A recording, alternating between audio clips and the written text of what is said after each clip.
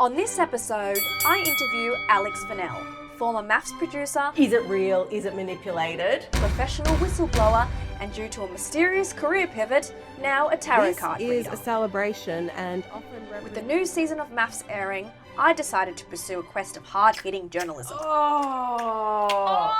Did you see I had beef with Lizzo? This show features a series of emotionally grueling interviews, chaotic recaps, where you guys decide the questions and you guys decide the subjects. I mean, guess. It's the Temu phone! device is connected Hello? Oh my god, it's successfully. upside down. Hello? My question, do the experts or the producers choose the matches between the couples? And then just adding on to that, do they prioritise matching people who they genuinely believe are going to be a good match with and could be in a relationship with? Or is it entertainment first? Or do they always just like throw a couple of rogues in there and be like, okay, those three can be our entertainment. We have hope for these ones. Yeah, sorry, listener, it's just the one question. To kick things off, we're going straight to the source. Alex Funnell, you were a post-maths producer for 2 years. What's the first thing people usually say when they find out?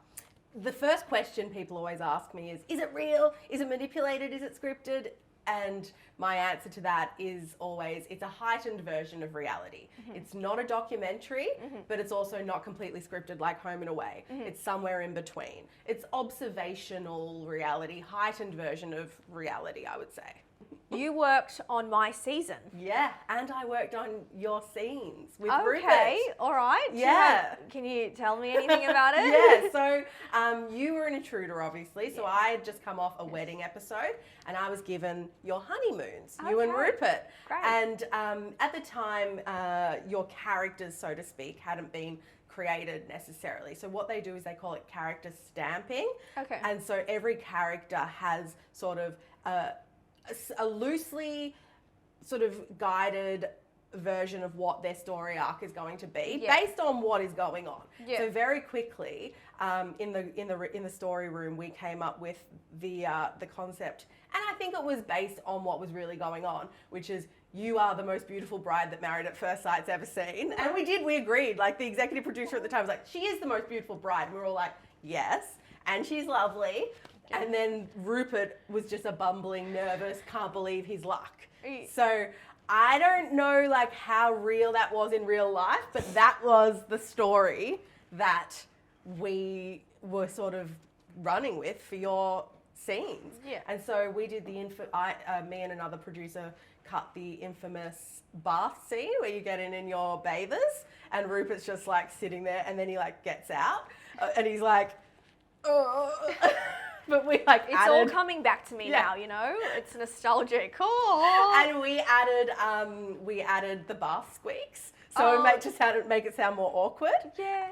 It definitely felt awkward at the time. Did it? Okay, Yeah. good. Yeah. So we didn't really have to produce that too Yeah, much, but so that was sort of what comes to mind when I think of your episodes. It's the What is- Temu phone. The Bluetooth device is connected successfully. Hello, listener. I have Alex here on the line for you to ask your question. You're live. You're on air. Hello.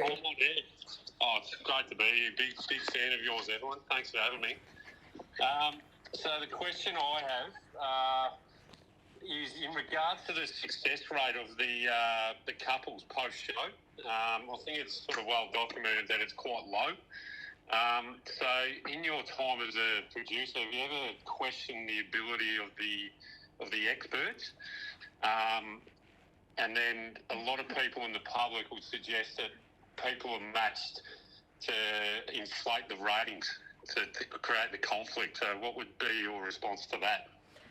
Much like the real world, relationships aren't always successful. And I think that if you look at the success rate of a Bumble match or, setting anybody up in the real world, often people don't stay together. So I would say that it's just a reflection of society's inability to commit and, situationship culture rather than just the show ruining anyone's chance at love with each other.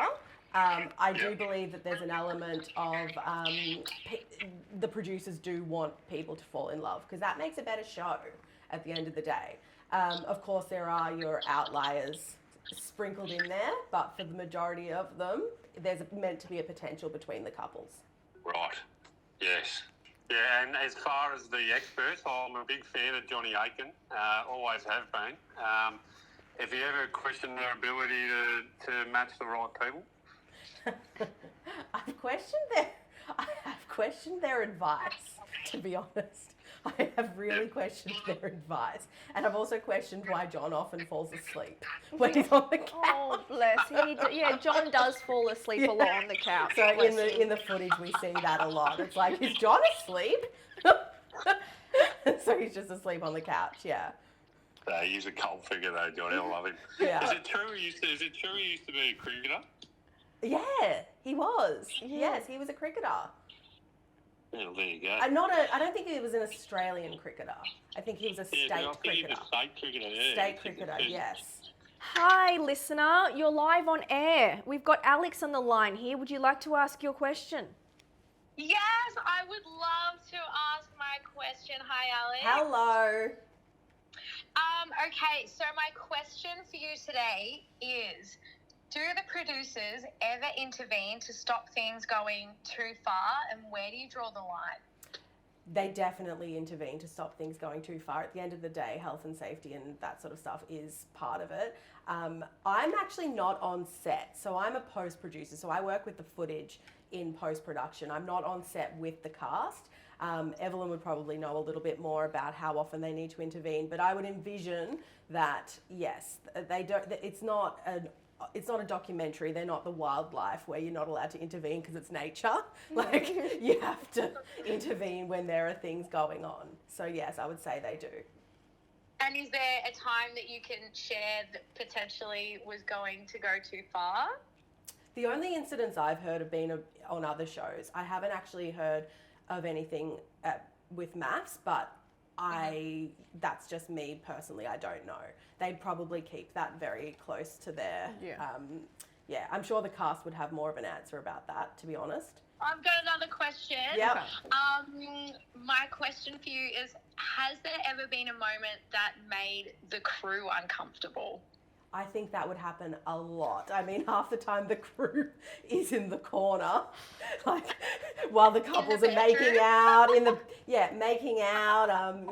in the pool. I think it's kind of expected that the crew is immensely uncomfortable a lot of the time. Just to touch base, has there ever, if obviously people have sex on the show, has the crew ever been in the room when a couple's having sex? Absolutely not. Do they just leave then? No, they're not going to let people actually have sex while... But if they know it's happening, do they just start to leave? They wouldn't film it. Yeah, of course not. But do they just gauge, this is going all the way, I should probably step out now? Producers would potentially intervene in that. Really? I don't know. On Married at First Sight, I think they would be like, well, if they're in their call time, they're not really meant to be having sex in their call time. So I think the crew would, the producer would get involved and be like, okay, guys, that's good, that's enough. Can we just stop it there? I don't think that they'd let them go all the way. Okay. Would they? Have you seen that? What I think happens is I think they gauge, I have seen couples and I have heard of couples where they're really in the moment, the sparks are flying and they kind of forget that the camera's there. And then I think the producers and the crew are just like, okay. So they do just leave them. This is kind of, have fun. And then they will get sound pickups of oh God, okay. So I've never come across that. But obviously it happens. Evelyn knows. All right, thank you, loyal listener. Having met so many people in the entertainment industry, is there anyone that has surprised you? Well, did you see I had beef with Lizzo?